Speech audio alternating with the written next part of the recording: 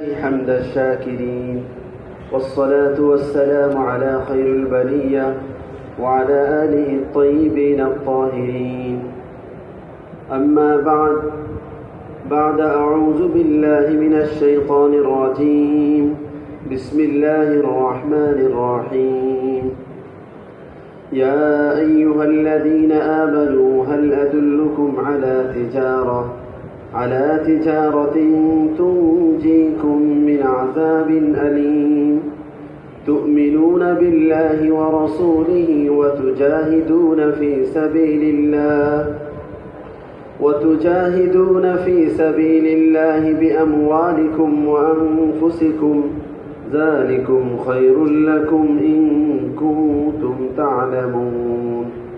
يغفر لكم ذنوبكم ويدخلكم جنات تجري من تحتها الأنهار ومساكن طيبة في جنات عدن ذلك الفوز العظيم. وأخرى تحبونها نصر من الله وفتح قريب وبشر المؤمنين. صدق الله العظيم.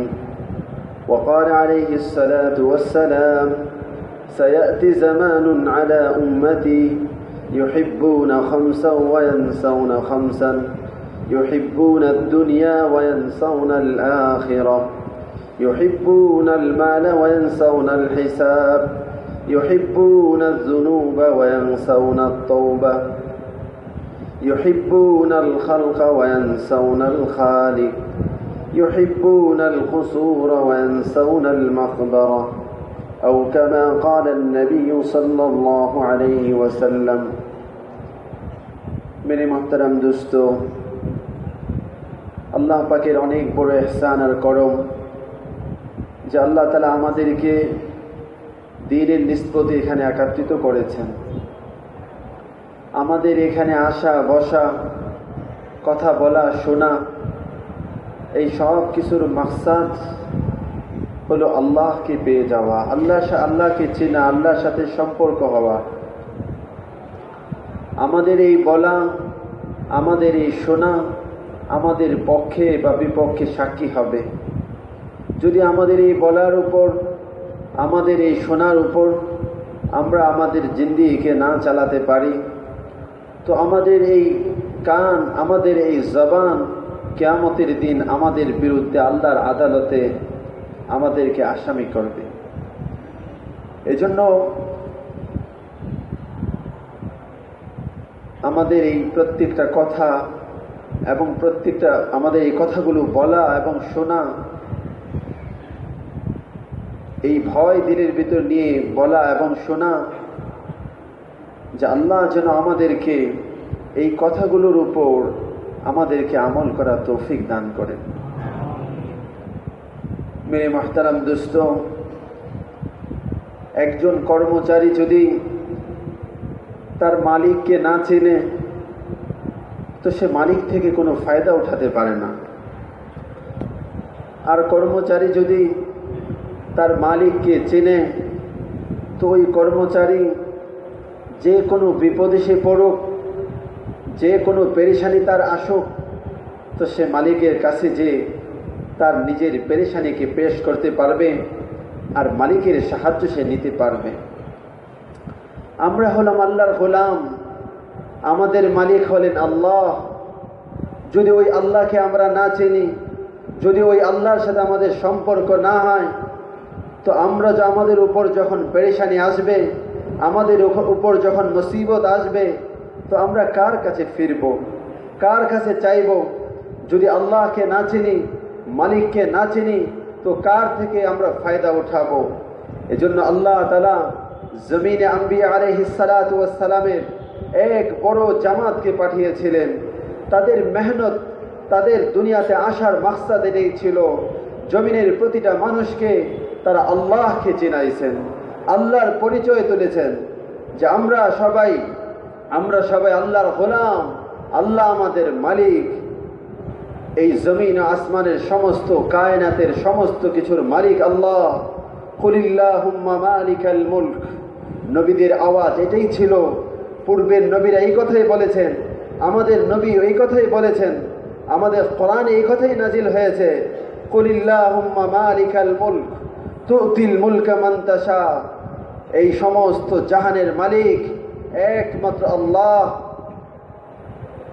তিনি যাকে চান রাজত্ব দান করেন। ওয়া তানজিউল মুলকা মিম্মান তাশা, যার থেকে চান তার থেকে ক্ষমতাকে ছিনিয়ে নেন। ওয়া তুইজ্জু মান তাশা, যাকে চান আল্লাহ ইজ্জত দেন। আর যাকে চান ওয়া তুযিল্লু মান তাশা, তাকে বেইজ্জতি করেন। তো ইজ্জতের মালিক আল্লাহ, বেইজ্জতের মালিক আল্লাহ, ক্ষমতা দেওয়ার মালিক আল্লাহ। নবীরা এই কথারই দাওয়াত দিতেন। কেউ অসুস্থ হয় না, আল্লাহ তাআলা অসুস্থ করেন। কেউ সুস্থ করে না, আল্লাহ তাআলা সুস্থতা দেন। হযরত ইব্রাহিম আলাইহিস সালাম এই কথাই বলছেন, আল্লাহ আমাকে আমাকে বানিয়েছেন আল্লাহ। তিনি আমাকে ওয়াইদা মারিতু ফাহুয়া ইয়াশফি, তিনি আমাকে অসুস্থ করেন আবার সুস্থতা দেন। আল্লাহ তাআলা হায়াতের মালিক, মওতের মালিক, সব কিছুর মালিক। হুয়া ইয়াদহাকু ওয়া ইয়াবকা, তিনি হাসান, তিনি কাঁদান। কেউ কাঁদে না আল্লাহর ইচ্ছা ছাড়া, কেউ হাসতে পারে না আল্লাহর ইচ্ছা ছাড়া, কেউ সুখী হয় না আল্লাহর হুকুম ছাড়া, কেউ কষ্ট পায় না আল্লাহর হুকুম ছাড়া। সব কিছু করনেওয়ালা জাত একমাত্র কে? আল্লাহ। এই কথা জবান থেকে দিলে বসানো। এজন্যই নবীরা আসছেন। নবীদের মেহনত এটাই ছিলেন, বিয়াদিকাল খাইর, সব কিছু আল্লাহ তাআলার হাতে। ইন্নাকা আলা কুল্লি শাইইন কাদির, সব কিছুর উপর ক্ষমতা আল্লাহ তাআলার। এই কথার ইয়াকিন যদি একজন মানুষের হয়ে যায়, আর ওই মালিককে যদি চিনে ফেলে, তাহলে ওই মালিকের থেকে ফায়দা ওঠানো সহজ। যেরকম ভাবে আম্বিয়া আলাইহিস সালাম উঠিয়েছেন, যেভাবে হযরত সাহাবায়ে কেরাম উঠাইছেন। সাহাবায়ে কেরাম মালিককে চিনছিলেন। রাসূল পাক সাল্লাল্লাহু আলাইহি ওয়াসাল্লাম সাহাবাদের উপর মেহনত করে সাহাবাদের ঈমানকে এমন বানিয়েছিলেন, আল্লাহর প্রতি তাদের ঈমানকে এমন মজবুত করেছিলেন, আল্লাহর উপর আকীদাকে এমন বানিয়েছিলেন, যে কোনো অবস্থায়, যে কোনো হালতে তারা আল্লাহর দিকে ফিরতেন আর আসমানি সাহায্য নিয়ে তারা ফায়দাবান হতেন। দুনিয়াতে যেরকম একজন কর্মচারী, তাকে পাশের কেউ মেরেছে বা কষ্ট দিচ্ছে, তো সে জানে আমার মালিক বড় ক্ষমতাধর, তো মালিকের কাছে যায় বলে যে অমুক তো আমাকে মেরেছে। তো মালিক কি বলে যে আমি প্রতিশোধ নেব। মেরে মাহতারাম দোস্ত, সাহাবায়ে কেরাম আল্লাহকে চিনেছিলেন, আল্লাহ থেকে ফায়দা উঠাইছেন। বদরের যুদ্ধে আব্দুর রহমান ইবনে আউফ রাদিয়াল্লাহু তাআলা আনহুকে কাফেররা চতুর্দিক থেকে পরিবেষ্টন করে ফেলেছে। অনেকগুলো তরবারি একসাথে আব্দুর রহমানকে হত্যা করার জন্য উন্মুক্ত করেছে। দূর থেকে আল্লাহ নবী সাল্লাল্লাহু আলাইহি ওয়াসাল্লাম যখন দেখলেন, তো আল্লাহ নবী সাল্লাল্লাহু আলাইহি ওয়াসাল্লাম অন্য দুইজন সাহাবীকে বললেন, যাও তোমরা আব্দুর রহমান ইবনে আউফকে সাহায্য করো। আমার আব্দুর রহমান ইবনে আউফকে তো কাফেররা ঘিরে নিয়েছে, তাকে হয়তো হত্যা করে ফেলবে। ওই দুই সাহাবী দৌড়ে আব্দুর রহমান ইবনে আউফ রাদিয়াল্লাহু তাআলার সাহায্যের জন্য কাছে আসতেছিলেন। আব্দুর রহমান ইবনে আউফ রাদিয়াল্লাহু তাআলার কাছে এসে দেখলেন যে 7 জন কাফের, যারা তাকে চতুর্দিকে থেকে ঘিরে রেখেছিল, ওই 7 জন কাফের তাদের মাথা আলাদা, শরীর থেকে আলাদা হয়ে নিচে পড়ে আছে। আয়েশা বললেন, আব্দুর রহমান, তুমি আজ এত বাহাদুর হয়ে গেলে যে তোমার এক তরবারি 7 জন কাফেরের মাথাকে নামিয়ে ফেললো। তিনি বলেন যে না না, আব্দুর রহমান ইবনে আউফের তরবারিতে এত শক্তিশালী ছিল না, কিন্তু আব্দুর রহমান ইবনে আউফের যে মালিক, ওই মালিককে সাহায্যের জন্য ডেকেছি, আর ওই মালিক আসমানে এমন এক বাহিনী পাঠিয়েছে, আসমানি তরবারি এই কাফেরদের গর্দান তাদের শরীর থেকে আলাদা করেছে। হযরত সাহাবায়ে কেরাম আল্লাহকে চিনেছেন, আল্লাহর পরিচয় লাভ করেছেন, আল্লাহ থেকে ফায়দা উঠাইছেন। মরুভূমিতে সফর চলতেছে, পানি শেষ হয়ে গিয়েছে, পানি নেই, তো নামাজ পড়লেন, আল্লাহর কাছে বললেন যে আল্লাহ, আমাদের জামাতের তো পানি নেই, আর চোখের দৃষ্টি যত দূর যায় আমরা তো পানি পাচ্ছি না। তো ওই অবস্থা আল্লাহর কাছে দোয়া করলেন। আলা ইবনে হাদরামি রাদিয়াল্লাহু তাআলা আনহু জামাতের আমির ছিলেন, দোয়া করলেন ওই মরুভূমির জমিন ফেটে মরুভূমির থেকে পানির ফোয়ারা উচ্ছ্বলিত হয়েছে। আল্লাহকে চিনেছেন, আল্লাহ তাআলার কুদরত, আল্লাহ থেকে ফায়দা নিতে পেরেছেন। মেরে মাহতারাম দোস্ত, ওই আল্লাহ তাআলাকে চেনা, আল্লাহ তাআলার জাতকে চেনা, আল্লাহ তাআলার শক্তিকে চেনা। আল্লাহ তাআলা ওয়াহদাহ লা শারীকা লা ফি যাতিহি ওয়া সিফাতিহি, আল্লাহ তাআলা এক, তার কোনো শরীক নাই। তার সত্তার ক্ষেত্রে কোনো শরীক নেই, তার সিফাতের ক্ষেত্রে, তার গুণাগুণের ক্ষেত্রে কোনো শরীক নেই। আল্লাহ তাআলাকে জাতের, আল্লাহ তাআলার জাতকে চেনা, আল্লাহ তাআলার সিফাতের সাথে আল্লাহ তাআলাকে চেনা। আল্লাহ তাআলার একটা সিফাতি নাম হলো রহমান। আমরা সূরা কোরআন শরীফ শুরু করতেই বিসমিল্লাহির রহমানির রহিম বলি। এই সূরার শুরুতে দুইটা আল্লাহ তাআলার এমন গুণবাচক নামকে আল্লাহ তাআলা আমাদের জন্য বেছে দিয়েছেন যে বারবার যেন মানুষ এই কথা স্মরণ করে যে আল্লাহ তাআলার একটা গুণ হলো আল্লাহ রহমান, আল্লাহ তাআলার একটা গুণ হলো আল্লাহ রহিম। আল্লাহ কেমন রহমান, আল্লাহ কেমন রহিম, বান্দার প্রতি কেমন দয়ালু আল্লাহ তাআলা। বিভিন্ন জামানা, বিভিন্ন ঘটনার মাধ্যমে আল্লাহ তাআলা যে রহমান তার পরিচয় দিয়েছেন। বনি ইসরাইলের হঠাৎ এক দুর্ভিক্ষ দেখা দিল, তাদের অনেক দিন যাবৎ বৃষ্টি হচ্ছে না, জমিন শুকিয়ে গিয়েছে, কোনো জমিনে কোনো ফসল নেই, বাগানে কোনো ফল নেই, মানুষের ঘরেও কোনো খাদ্য নেই। দুর্ভিক্ষ শুরু হয়েছে, পশু পাখি মরে যাচ্ছে, সমস্ত মানুষ পেরেশান। বনি ইসরাইলের লোকজন এসে নবী আলাইহিস সালাতু ওয়াস সালাম, হযরত মূসা আলাইহিস সালাতু ওয়াস সালামের কাছে এসে বললেন, আমাদের জন্য দোয়া করুন, আল্লাহ তাআলা যেন রহমতের বৃষ্টি দান করেন। তো হযরত মূসা আলাইহিস সালাতু ওয়াস সালাম বনি ইসরাইল থেকে 70,000 নেক লোকদের এক জামাতকে বাছাই করলেন। তাদেরকে নিয়ে এক ময়দানে যে আল্লাহ তাআলার কাছে দোয়া করতেছেন যে আল্লাহ আপনি আপনার রহমতের বৃষ্টি দ্বারা এই জমিনকে সিক্ত করেন। এই জমিন মৃত হয়ে গিয়েছে, জমিনের রূহ বের হয়ে গিয়েছে। আল্লাহ আপনার রহমতের বৃষ্টি দ্বারা এই জমির প্রাণকে ফিরিয়ে দেন। এই জমিনের ফসল আপনি যে এই আপনার বান্দা, আপনার সমস্ত মাখলুকাতের যে রিজিক রেখেছেন, ওই রিজিককে আবার জারি করেন। মূসা আলাইহিস সালাম দোয়া করতেছে, আর 70,000 নেককার লোক নবীর দোয়ার উপর আমিন বলতেছে। কিন্তু আকাশের অবস্থা হলো এই যে সূর্যের যে প্রখরতা ছিল, ওই প্রখরতা আর বাড়তেছে। কোথায় বৃষ্টি আসবে, কোথায় মেঘাচ্ছন্ন হবে, সবাই হয়রান। নবীর দোয়াও আসমানে কি উঠছে না, এতগুলো নেককার মানুষের আমিন আমিন বলাও কি আসমানে উঠতেছে না। তো মূসা আলাইহিস সালাতু ওয়াস সালাম আল্লাহ তাআলার কাছে বললেন যে আল্লাহ, বুঝতে পারতেছি না ব্যাপারটা, তুমি নবীর দোয়াও শুনতেছো না, এতগুলো মানুষ একত্রিত হয়ে দোয়া করতেছে। তো আল্লাহ বলেন, ফীহিম রাজুলুন ইয়াহসুনাল্লাহ 40 সানা, তোমাদের মাঝে তো এমন একজন লোক আছে যে 40 বছর যাবৎ গোপনে আমি আল্লাহর সাথে নাফরমানি করে চলতেছে। সে তো জাহিরিভাবে নেককার, আর ওই জাহিরি দেখি তুমি তোমার জামাতের মধ্যে তাকে নিয়ে আসছো, কিন্তু আমি আল্লাহর কাছে সে নাফরমান, গোপনে তার গুনাহ হয়। আর তার কারণেই এতগুলো মানুষ নবীর দোয়া পর্যন্ত রুখে দেওয়া হয়েছে, নবীর দোয়া কেউ আসমানে উঠতেছে না। মূসা আলাইহিস সালাতু ওয়াস সালাম একটা উঁচু জায়গায় দাঁড়ালেন আর এলান দিলেন, ইয়া মান আসাল্লাহ, কে আছো আল্লাহর নাফরমানি করনেওয়ালা, উখরুজ ফি জামাআতিনা, তুমি বের হও আমাদের এই জামাত থেকে, তোমার কারণে আমাদের কোনো দোয়া আল্লাহর কাছে কবুল হচ্ছে না। এই কথা যখন বললেন, তো যে অপরাধী সে তো বুঝতে পারে, তার দিল তো তার এই কথা সাক্ষী দেয়, দিল তো তাকে বলে। তো সে ডাইনে দেখছে, বামে দেখছে, কেউ কি বের হয় কিনা, কেউ বের হয়ে যায় কিনা, এই জিনিস দেখতেছে, কিন্তু কেউ তো বের হচ্ছে না। তো সে বুঝতে পারতেছে যে আমাকেই মার করা হয়েছে, আমাকেই বলা হচ্ছে বের হওয়ার জন্য।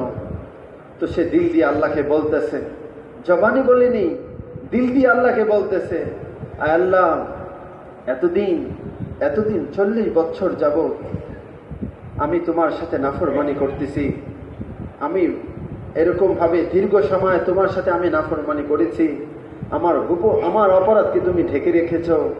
আজকে আমি যদি এখান থেকে বের হয়ে যাই, তো এই 70,000 মানুষের 140টা চক্ষু আমাকে দেখবে, যে আমি গুনাহ করেছি, আমি অপরাধী, এতগুলো মানুষ জানবে আমি অপরাধী।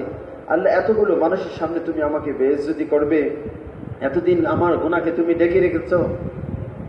আল্লাহ, তুমি আমাকে মাফ করো, আজকের পরে আমি আর কোনোদিন এই গুনাহ করব না। সে জবান দিয়ে বলেনি, দিল দিয়ে বলছে, আর চোখের পানি চলে আসে। তো তার চোখের পানি চোখ থেকে এখনো গালে আসেনি, গাল বেয়ে জমিনে পড়েনি। হঠাৎ করে মুসা আলাইহিস সালাম দেখলেন আকাশ কালো হয়ে মেঘে ছেয়ে গিয়েছে। মুসা আলাইহিস সালাম বললেন যে কি ব্যাপার? আল্লাহ, কেউ তো বের হয় নাই, কিন্তু আকাশ যে মেঘে আচ্ছন্ন হয়ে গিয়েছে। আল্লাহ বলে যে আমার যে বান্দা আমার সাথে নাফরমানি করে চলতেছিল, ওই বান্দা দিল দিয়ে আমি আল্লাহর সাথে সুলাহ করে নিয়েছি, ওই বান্দা আমার সাথে সুসম্পর্ক করে নিয়েছে। তো এই জন্য তার চোখের ফোঁটা জমিনে পড়ার আগেই আমি আমার রহমতের বৃষ্টিকে পাঠিয়ে দিয়েছি জমিনকে সিক্ত করে ফেলার জন্য।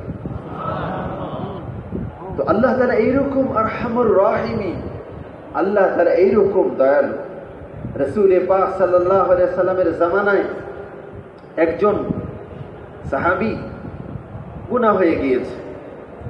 তো ওই সাহাবী আল্লাহর নবীর কাছে আসছেন, নিজের আবু লুবাবা রাদিয়াল্লাহু তাআলা আনহু আল্লাহর নবীর কাছে আসছেন যে আমার অপরাধ হয়ে গিয়েছে। তো আল্লাহর নবী বলছেন যে তুমি যে অপরাধ করেছো তো মারাত্মক অপরাধ। তো আল্লাহর নবী তাকে বলে ঠিক আছে তুমি থাকো, তোমার ব্যাপারে দেখি কি ফায়সালা হয়।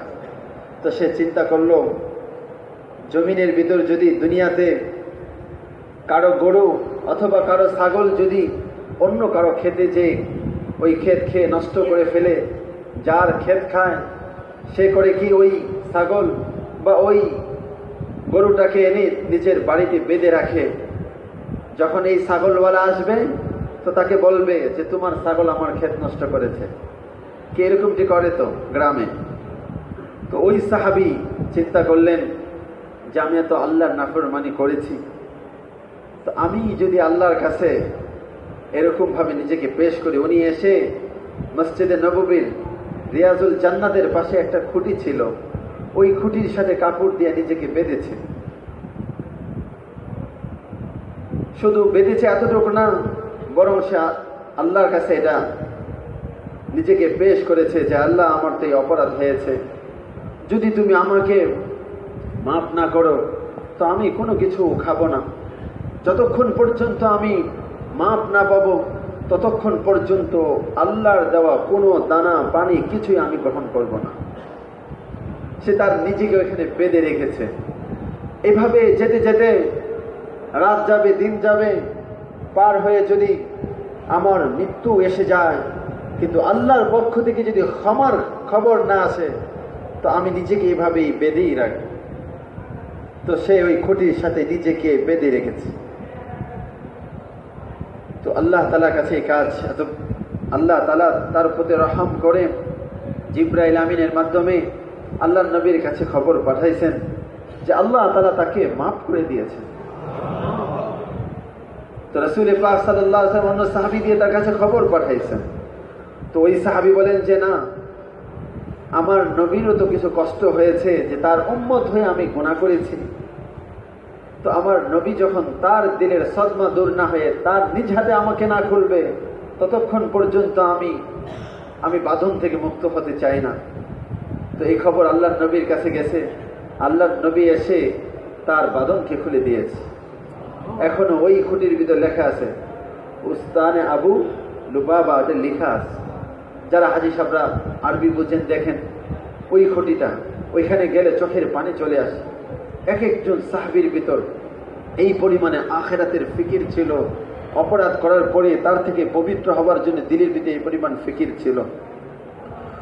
তো যে কথাটা বলতেছিলাম যে আল্লাহ তাআলার একটা গুণ হলো আরহামুর রাহিমিন, আল্লাহ দয়ালু, মেহেরবান, মেহেরবানি করনে ওয়ালা। তো আল্লাহ এইরকম দয়ালু, এইরকম দয়ালু, এইরকম মেহেরবান, গুনাহগার বান্দার প্রতিও দয়ালু, গুনাহগার বান্দার প্রতিও মেহেরবান। রুহুল মানিতে আসছে, ইমাম রাজি রহমাতুল্লাহ আলাইহি ঘটনা লিখছেন, সমুদ্রের একটা নদীর কিনারা দিয়ে উনি হাঁটিয়ে যেতেছিলেন। দেখে যে হঠাৎ করে একটা বিচ্ছু, বড় ধরনের একটা বিচ্ছু এরকম ভাবে পানির দিকে যাচ্ছে। তো আল্লাহওয়ালাদের দিলের ভিতর থাকে যে কোনো প্রাণী যেন কষ্ট না পায়। তো উনি দেখলেন যে এই বিচ্ছুটা পানির দিকে যাচ্ছে, পানিতে যায় যদি পড়ে যায় তাহলে তো ওই বিচ্ছুটার কষ্ট হবে। তো উনি পানির থেকে বিচ্ছুটাকে ফেরাতে চাইলেন, কিন্তু যতই ফেরায় তাকে উপেক্ষা করে আবার সে পানির দিকে যেতে চায়। তো উনি চিন্তা করলেন যে এখানে কি আল্লাহর কোনো হুকুম আছে কিনা, কোনো মর্জি আছে কিনা আল্লাহর। তো ছেড়ে দিলেন। দেখলেন সত্যি বিচ্ছুটা যখন একেবারে যে পানির কাছে পৌঁছে গিয়েছে, দেখে যে একটা কাসিম, আমাদের আঞ্চলিক ভাষায় কচ্ছপ বলে, কাসিম, সে সমুদ্র কিনার ঘেঁষে তার পিঠকে দিয়ে জমিনের সাথে মিশে আছে। এই বিচ্ছুটা ওই কাসিমের উপর উঠেছে। ওঠার পরেই কচ্ছপটা আস্তে করে সাঁতার কেটে ওই পাড়ের দিকে যাচ্ছে। ইমাম রাজি রহমতুল্লাহ আলাইহি উনি চিন্তা করলেন যে কি ব্যাপার, দেখা দরকার। তো উনিও ছোট একটা নৌকা নিয়ে গেলেন যে এখানে আল্লাহ তাআলার কি কুদরত আছে, কি নিদর্শন আছে, দেখা দরকার। তো যখন ওই পারে গেলেন, যা দেখে যে কাসিমটা আবার নদীর পাড়ের সাথে মিশে গিয়েছে, আর লাফ দিয়ে সেই বিচ্ছুটা সেখান থেকে নেমেছে। আর এই বড় ধরনের বিচ্ছুটা সামনের দিকে আগাচ্ছে, উনি পিছনে পিছনে যাচ্ছেন।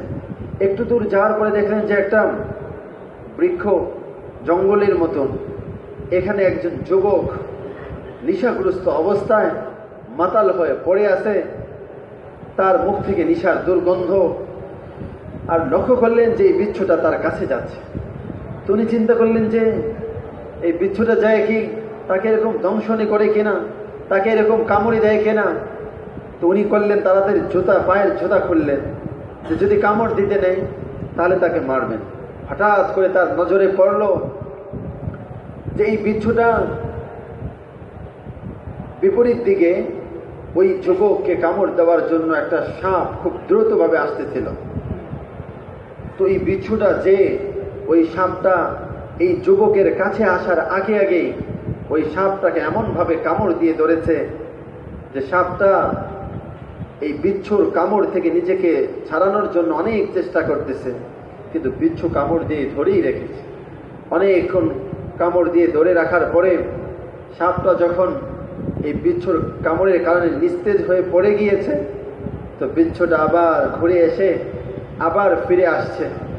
ফিরে এসে দেখে যে ওই কাসিম এরকমভাবে ওই নদীর পার ঘেঁষে বসে আছে, আর সে কাসিম পিজে উঠছে, আবার সে চলে যাচ্ছে। এই দৃশ্যকে দেখে সে এরকমভাবে হতবাক হয়ে গিয়েছে, ওনার চোখে পানি চলে আসছে। তো উনি একটু ওই নদী থেকে পানি নিয়ে ওই যুবকের মুখের উপর দিয়েছে। ওই যুবকের মানে ফিরে আসছে, সেন্স ফিরে আসছে। সে তার যখন সেন্স ফিরে আসছে তখন জিজ্ঞেস করেছে যে তুমি এখানে কেন আসছো, কি করো?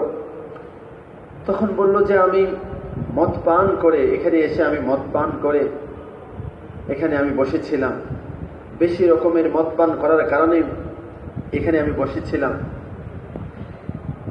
তো উনি মানে বেহুশ হয়ে পড়েছিলাম। তো উনি চোখের পানি চলে আসছে। উনি বলতেছিলেন যে তুমি জানো, তুমি যে এখানে আল্লাহর এত বড় নাফরমানি করে, যে আল্লাহ কোরআনে নিষেধ করেছেন এই মদ পানকে, আল্লাহর কোরআনে নিষিদ্ধ করা এক মদ, এই নিষিদ্ধ করা জিনিস খেয়েছ, কত বড় নাফরমানি করেছ। আর এখানে তুমি পড়েছিলে, একটা সাপ এসে তোমাকে দংশন করত, ওই সাপের কামড় থেকে বাঁচানোর জন্য আল্লাহ তারা কত বড় দয়ালু, তার একজন গুনাহগার বান্দাকেও বাঁচানোর জন্য একটা বিচ্ছুকে নদীর ওই পার থেকে নিয়ে আসছে। আর সে নদী পারাপার হতে পারবে না, তার জন্য আরেকটা প্রাণী কাসিমকে ব্যবহার করে, কচ্ছপকে ব্যবহার করে, দুইটা পানির মাধ্যমে এই একজন গুনাহগারকে আল্লাহ তাআলা হেফাজত করতেছিলেন। আল্লাহ তাআলা তার বান্দার প্রতি কত রহম, কত দয়ালু। মেরে মাহতারাম দোস্ত, এভাবে আল্লাহকে চেনা যে আল্লাহ বড় দয়ালু, আল্লাহ তাআলা বড় মেহেরবান। এভাবে আল্লাহ তাআলার আরেকটি নাম হলো রাজ্জাক, আল্লাহ রিজিক দেনেওয়ালা। আল্লাহ তাআলা রিজিক দেন। এই জমিনের যত প্রাণী আছে, সাগরের ভিতর যত প্রাণী আছে, পানিতে যত প্রাণী আছে, জঙ্গলে যত প্রাণী আছে, উড়ন্ত যত পাখি আছে, যত মানুষ আছে, সমস্ত মানুষের রিজিক আল্লাহ তাআলা পৌঁছান। ক্ষুদ্র থেকে ক্ষুদ্র পিপিলিকার রিজিকগুলো আল্লাহ পৌঁছান। ছাদের উপর পিপিলিকা, সেও রিজিক পায়। জমিনের নিচে পিপিলিকা, সেও রিজিক পায়। আল্লাহর এই জমিনে যত মখলুক আছে, কোনো মখলুক রিজিকের অভাবে মৃত্যুবরণ করে না। সমস্ত মানুষের রিজিককে মানুষের কাছে পৌঁছান। প্রাণীদের রিজিক প্রাণীদের কাছে পৌঁছান। সমুদ্রের যে সমস্ত আল্লাহর সৃষ্টি আছে, তাদের রিজিককে আল্লাহ তাআলা ওখানে পৌঁছান। ইন্নাল্লাহা হুয়ার রাজ্জাকু যুল কুওয়াতিল মাতিন। আল্লাহ তাআলা এই সমস্ত প্রাণী, সমস্ত কিছু রিজিকের মালিক। কোরআনে কারিমে আল্লাহ তাআলা বনি ইসরাইলের ঘটনা শোনাইছেন। বনি ইসরাইলের 6 লক্ষ মানুষকে ময়দানে তিহের মধ্যে যখন তারা আল্লাহ তাআলার একটা হুকুমকে অমান্য করলো, তো আল্লাহ তাআলা তাদেরকে শাস্তি হিসাবে ওই ময়দানে আটকিয়ে দিলেন। ওই ময়দান থেকে তারা বের হতে পারে না। সকালে রওনা করে সন্ধ্যায় যেখান থেকে তারা রওনা করেছিল সেখানেই পৌঁছে যায়। তারা এরকম এক চক্করে পড়ে গিয়েছে। আর কি খাবে? ওইখানে কোনো খাবারের ব্যবস্থা নেই। তো আল্লাহ তাআলা তাদের এই 6 লক্ষ মানুষের রিজিকের জন্যে ওয়ানাজ্জালনা আলাইকুমুল গামাম ওয়ানজালনা আলাইকুমুল মান্না ওয়াসসালওয়া। আল্লাহ বলেন যে আমি মেঘ দিয়ে তাদেরকে ছায়া দিয়েছে ওই ময়দানে। আর ওই ময়দানে তারা কেউ হাল চাষ করেনি, তারা কেউ দোকান করেনি, তারা কেউ চাকরি করেনি। এতগুলো মানুষকে আসমান থেকে প্রস্তুতকৃত খাবার পাঠিয়ে আমি তাদেরকে পালছি। আল্লাহ এরকম রাজ্জাক। হযরত ঈসা আলাইহিস সালাতু ওয়াস সালামের কওম হাওয়ারিন ঈসা নবীর কাছে প্রশ্ন করে বসলেন, হাল ইয়াস্তাতিউ রাব্বুক আন ইউনাজ্জিলা আলাইনা মাইদাতাম মিনাস সামা। ঈসা আলাইহিস সালাম, তোমার রবকে এমন ক্ষমতা রাখে যে আমাদের জন্য আসমান থেকে খানা পাঠাবে? তো ঈসা আলাইহিস সালাম বললেন, কেন তোমাদের কি বিশ্বাস হয় না? আল্লাহ তাআলা আসমান থেকে খানা পাঠাইতে পারেন। এই পুরা জমিন যদি তামা হয়ে যায়, আসমান থেকে 1 ফোঁটা বৃষ্টি না পড়ে, কোনো বাগানে কোনো ফল না হয়, তবু পৃথিবীর কোনো প্রাণী, কোনো মানুষ রিজিকের অভাবে মৃত্যুবরণ করবে না। আল্লাহ তাআলা রিজিক, আল্লাহ তাআলা খাবার পাঠাতে পারেন। আসহাবে কাহফের ওই যুবক 300 ওয়াজদাদু 9, তারা যে গুহার মধ্যে 309 বছর ঘুমিয়েছিলেন। এই শীতের রাত্রে যখন রাত্র লম্বা হয়ে যায়, রাতে খানা খেয়েছি, সকালবেলা উঠলি কেমন ক্ষুধা লেগে যায়। রাতটা বড় হওয়ার কারণে মনে হয় সব খানা হজম হয়ে গিয়েছে, কিন্তু ছিলাম তো ঘুমিয়ে, কিন্তু রাতে ঘুমের মাঝেই খানা হজম হয়ে সকালে প্রচণ্ড ক্ষুধা লাগে। কি বলেন, ক্ষুধা লাগে না? ক্ষুধা লেগে যায়। আর আল্লাহ তাআলা অনেক সময় মানুষ রাত লম্বা হওয়ার কারণে, ক্ষুধার কারণে ঘুম ভেঙে যায়। তো আল্লাহ তাআলা ওই আসহাবে কাহফের ওই 7 যুবককে 309 বছর পর্যন্ত ঘুমিয়ে রাখলেন। তাদের খানা কি ছিল? তারা তো কিছুই খায়নি। তাফসীরের কিতাবে লেখে এই খানা জমিন থেকে উৎপন্ন হয়।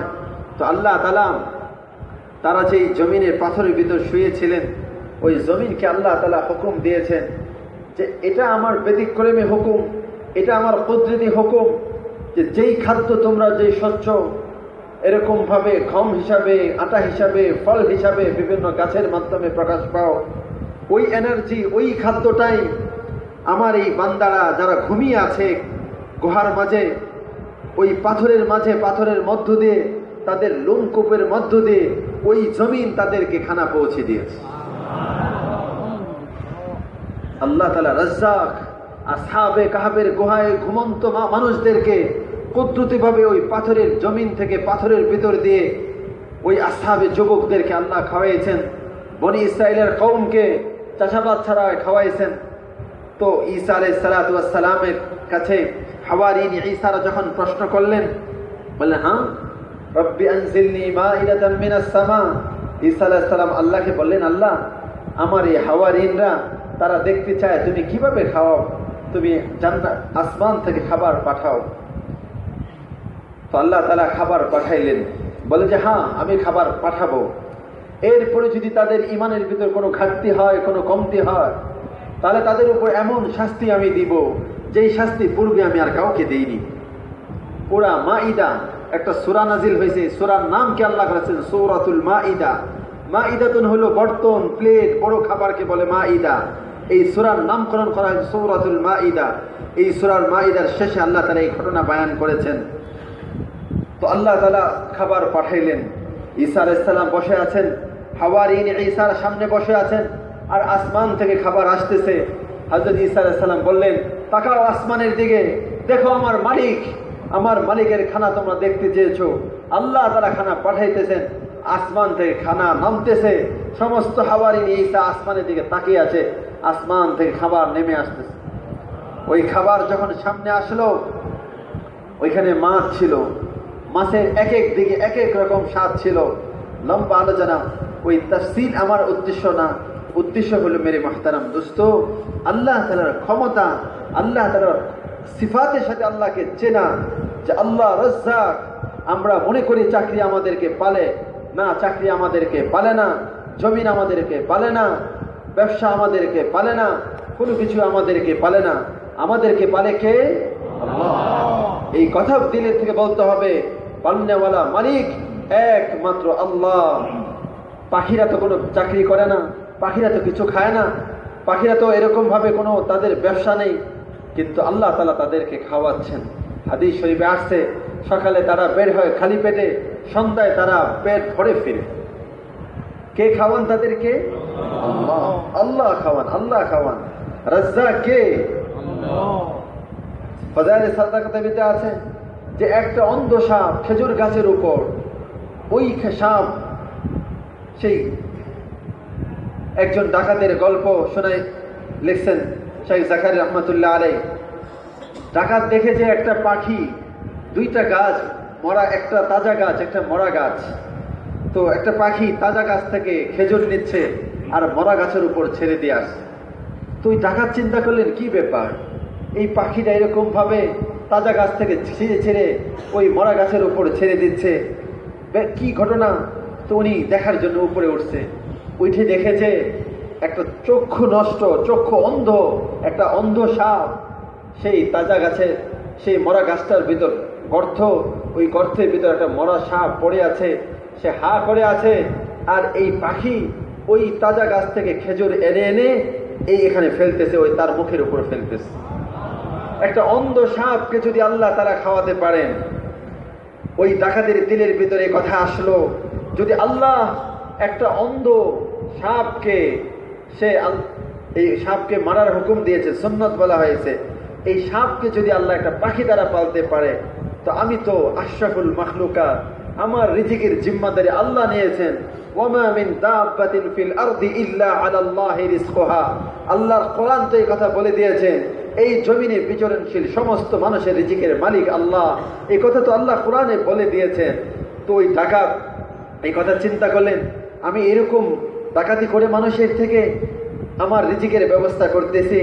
তো সে বললেন যে না, আমি আজকে থেকে ডাকাতি করব না। এরপরে তার সাথীদেরকে বললেন, তার সাথীরা বললেন কেন? তাদের কাছে ঘটনা বললেন।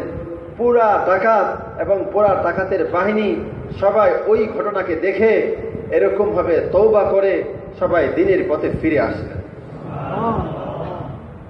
আল্লাহ তাআলা রাজ্জাক, আল্লাহ তাআলা রিজিক দেন। এ কথা আমাদের আল্লাহকে এই সিফতের সাথে চেনা, যে আল্লাহ তাআলা আমাদেরকে পালেন। ধোঁকা দিতেছে দুনিয়া আমাদেরকে, নজরে আমরা দেখতেছি যে আমার চাকরিটা যদি না থাকতো তাহলে কিভাবে চলতাম, আমার যদি এরকম ভাবে ব্যবসাটা না হতো কিভাবে চলতাম। হ্যাঁ, ব্যবসা এটা একটা মাধ্যম, এই মাধ্যমে আল্লাহ দেন, এ কথার ইয়াকিন রাখতে হবে। জমিন এটা একটা মাধ্যম, এর মাধ্যমে দেন কে? আল্লাহ দেন। জমিনে বীজ আমি রাখতে পারি, ফসল আমি উঠাতে পারবো না। আনতুম তাজরাউনাহু আম নাহনুল খালিকুন। আল্লাহ বলেন যে বীজ তোমরা জমিনের মাটির নিচে রাখো, ওই বীজ থেকে তোমরা ফসল উঠাও না আমি আল্লাহ উঠাই? কে উঠান? আল্লাহ উঠান। এ কথার ইয়াকিন রাখতে হবে। জমিনের নিচে বীজকে আমরা রাখতে পারি, কিন্তু এর থেকে ফসল দিবেন কে? আল্লাহ। বীজ আমি রাখবো আল্লাহর হুকুমে, ফসলের আশা করব আল্লাহর কাছে। দোকানে আমরা যাব, কিন্তু এই দোকান থেকে লাভ দিবেন কে? আল্লাহ। ইয়াকিন বানাতে হবে যে দোকান আমাকে ফায়দা দিতে পারে না যতক্ষণ পর্যন্ত আল্লাহ তাআলার হুকুম না হবে। যদি এই ইয়াকিন আমার বনে যায়, তো দোকানের কারণে আল্লাহর হুকুমকে আমি নষ্ট করব না, দোকানের কারণে আল্লাহর নাফরমানি করব না, দোকানের কারণে আমি মিথ্যা বলবো না, ধোঁকা দিব না, ওজনে কম দিব না। ওই দোকান, ওই ব্যবসা আমার ব্যবসা হবে না, ওই ব্যবসা তো আমাকে আল্লাহর কাছে পৌঁছানোর মাধ্যম হয়ে যাবে। হাদিস শরীফে আসছে, আত-তাজিরু সুদুকুল আমিন মা'আন নাবিয়্যিনা ওয়াস-সিদ্দিকিনা ওয়াশ-শুহাদা'i ওয়াস-সালিহিন। একজন সৎ ব্যবসায়ী, আমানতদার ব্যবসায়ী, তার হাসর হবে নবী, সিদ্দিক, শুহাদাদের সাথে। তো ইয়াকিন বানাতে হবে, ইয়াকিন বানাতে হবে। ইয়াকিন যখন বনে যাবে, এই ব্যবসা আল্লাহর কাছে পৌঁছার মাধ্যম হবে। সাহাবায়ে কেরাম ব্যবসা করে আল্লাহর কাছে পৌঁছেন, সাহাবায়ে কেরাম ব্যবসা করে আল্লাহর প্রিয় হয়েছেন, সাহাবায়ে কেরাম জমিনে কাজ করে আল্লাহর কাছে প্রিয় হয়েছেন, সাহাবায়ে কেরাম বিচারক হয়ে আল্লাহর কাছে প্রিয় হয়েছেন, সাহাবায়ে কেরাম বাদশাহ হয়ে, হাকিম হয়ে আল্লাহর কাছে প্রিয় হয়েছেন। ওই গুণ আমাদের মধ্যে অর্জন করতে হবে। এই জন্য মেরে মাহতারাম দোস্ত, আল্লাহকে ওইভাবে চেনা, আল্লাহর পরিচয় লাভ করা, লা ইলাহা ইল্লাল্লাহ, করনেওয়ালা জাত একমাত্র আল্লাহ তাআলা। এই জমিনের যত নকশাতে আমি কামিয়াবিকে দেখতেছি, আর যত নকশাতে আমি কামিয়াবি পাওয়ার জন্য মেহনত করতেছি, এটা ধোঁকা কে বলেছে? আল্লাহ বলেছে। আমাদের বড়দের জুড়ে হযরত মাওলানা ইব্রাহিম সাহেব দামাত বারাকাতুহু উনি বলেছিলেন, একজন চা বানানেওয়ালা চা বানাইছে, তো চা বানানোর পরে চা পান করার জন্য দিয়েছে, আরেকজনকে চা পান করার জন্য দিয়েছে। তো যে চা পান করার জন্য নিয়েছে, যে চা বানিয়েছে, সে চা পান করনেওয়ালাকে বলেছে যে ভাই দেখো, আমি এই চায়ে চিনি দেইনি। তো যিনি চা পান করতেছেন উনি বলেন, আচ্ছা ঠিক আছে, অসুবিধা নাই, তুমি তোমার চামচটা আমাকে দাও। সে চামচটা নিলেন, চাতে খুব নাড়ালেন, মিষ্টি হবে, কারণ যিনি বানানেওয়ালা সে কি বলে দিয়েছে, আমি তো চিনি দেইনি। কিন্তু আমার নাড়াচাড়ার দ্বারা কখনোই মিষ্টি হতে পারে না, কারণ বানানেওয়ালা এই কথা বলে দিয়েছে, আমি তো চিনি দেইনি। এই জমিন ও আসমানকে বানানেওয়ালা, নাফা নুকসানের মালিক আল্লাহ বলে দিয়েছেন, ওমাল হায়াতুদ দুনিয়া ইল্লা মাতাউল গুরুর। এই দুনিয়াটা ধোঁকা বয়, আর কিছুই না। এই দোকানে আমি যতই নাড়াচাড়া করি, এই দুনিয়াতে আমি যতই নাড়াচাড়া করি, এইখানে আমি যতই পেরেশানি হই, আল্লাহ বলে দিয়েছেন এই দুনিয়া ধোঁকা বয়, আর কিছুই না। তো দুনিয়াটা তো হলো ধোঁকা। এই ধোঁকার ঘরে লাইবু ওয়া লাহাব, আল্লাহ বলেন খেল তামাশা, এই ঘরটা হলো, দুনিয়াটা হলো ধোঁকার সামান। তো এই জন্য এই দুনিয়াতে আমি যতই নাড়াচাড়া করি, যতই ফিকির করি, তো আমি ততটুকুই পাবো যতটুকু আল্লাহ আমার জন্য ফয়সালা করে রেখেছে। ওই ইয়াকিন যখন বনে যাবে, ওই ইয়াকিন যখন আমার দিলে বনে যাবে, তো তখন আমার এরকম ভাবে আমার কর্মক্ষেত্র, আমার জীবনের কাজ যেখানেই হোক, আমি যা কিছুই করব, তো আমি দেখব যে আমার এই কাজে আল্লাহর সন্তুষ্টি আছে কিনা, আমার এই কাজে আখিরাতের কোনো ফায়দা আছে কিনা। আখিরাতের লাভকে আমি দেখব, দুনিয়ার লাভকে পিছনে রাখবো, আখিরাত লাভকে সামনে রাখবো, যে এখানে আমার ফায়দা কি। সাহাবাদের দিনের ভিতরে এরকম ছিলেন। একবার মদিনার আনসাররা আল্লাহ নবীর কাছে আসবেন, তাদের বড় একটা প্রয়োজন।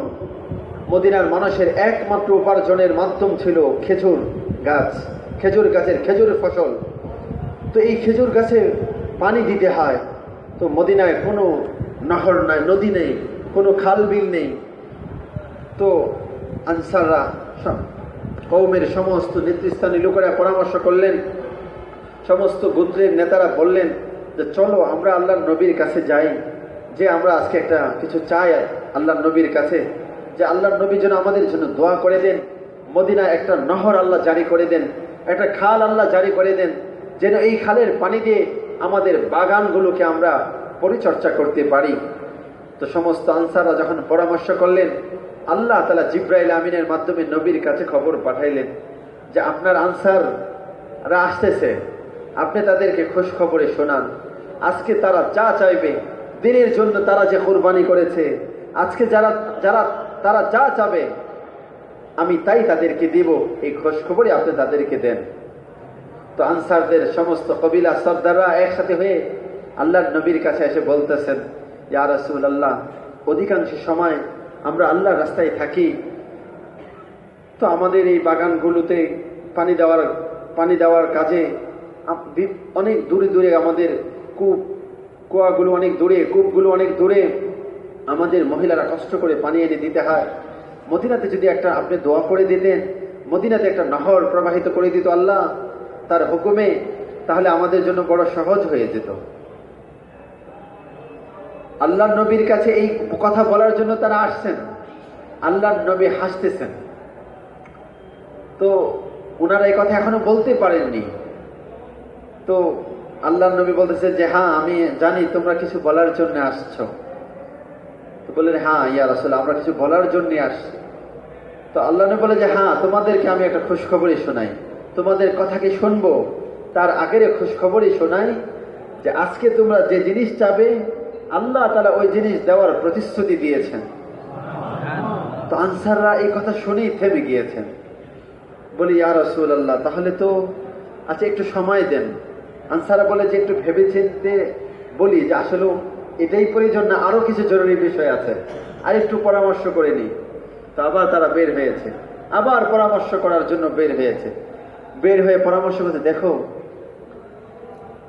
এইরকম সুযোগ আসছে যে আল্লাহ আমরা যাই চাবো আজকে তাই পুরা করে দিবে।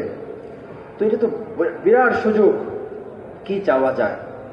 তো সবার দিল থেকে ফিকির আসছে, সবার জবান থেকে এই কথাই আসতেছে, এইরকম সুযোগ তো আর কখনই আমরা পাবো না। আচ্ছা এটা তো একটা দুনিয়ার মাসলা, দুনিয়াতে আমাদের কিছুদিনের মাসলা, না হয় এই নহর নাই হলো, কষ্ট করে কিছুদিন পানি এনে দিলাম বাগানেতে পানি, কিছুদিন পরে তো আমরা কবরেই চলে যাব। আজকে চলো দুনিয়ার কোনো বিষয় না চেয়ে আখিরাতের কোনো বিষয়কে চেয়ে নেই। সবাই একই কথা বলতেছেন, সবাই ঐক্যমতে পৌঁছে গিয়েছে, আজ আমরা দুনিয়া চাবো না, আজকে যেহেতু আমাদের দোয়াকে কবুল করা হবে, তো আজকে রাসূলের কাছে আমরা আখিরাত চেয়ে নেব।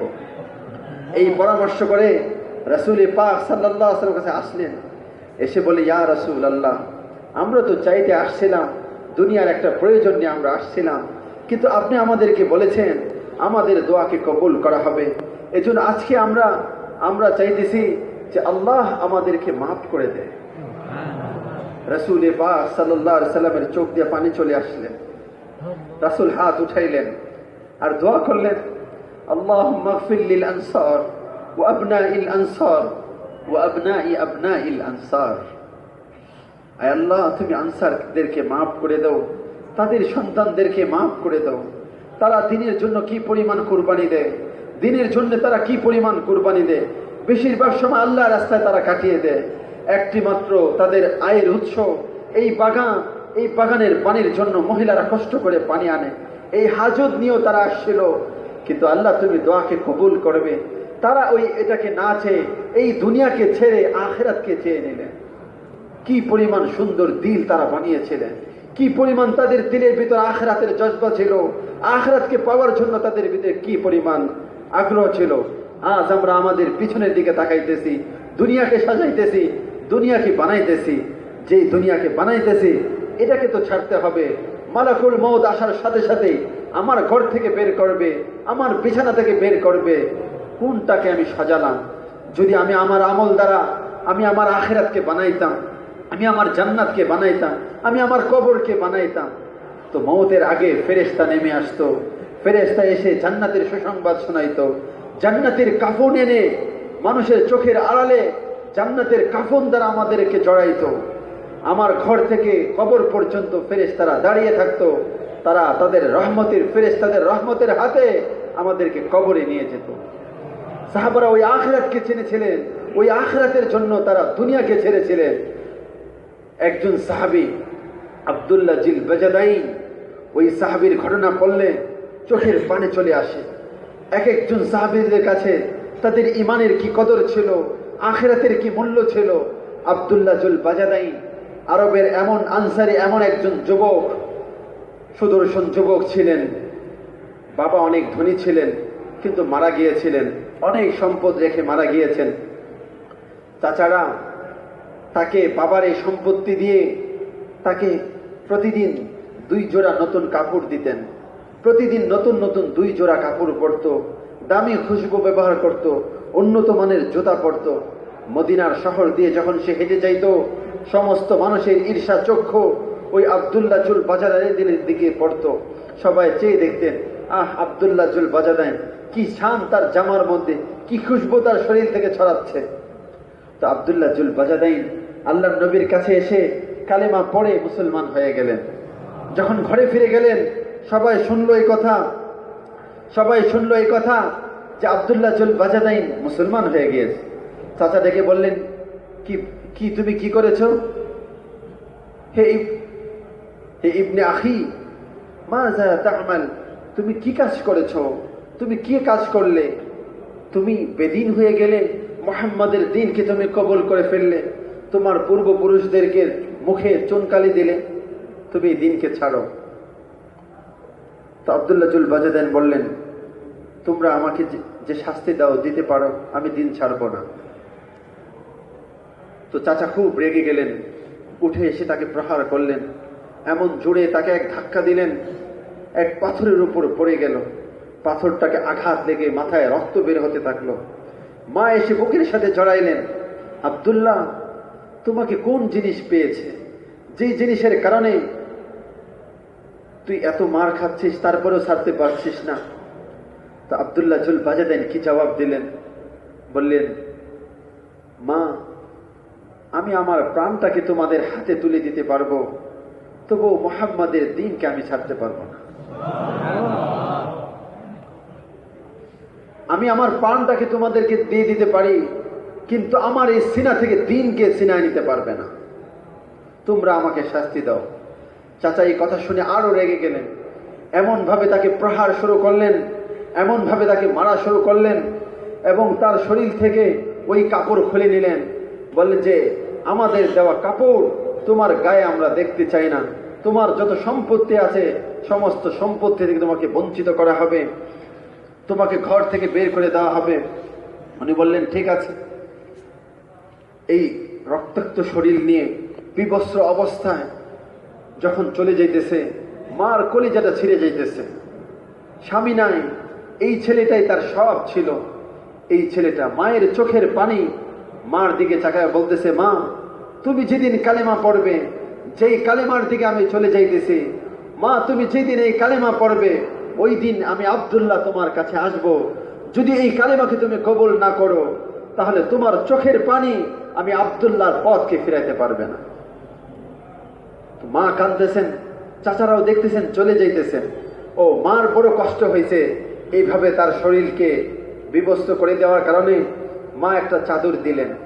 ওই চাদরটা টান দিয়ে উনি ছিঁড়লেন, একটা নিচে জড়াইলেন, একটা গায়ে জড়ালেন। এই জন্য জুল বাজাদাইন, দুই চাদরওয়ালা তার উপাধি হলো।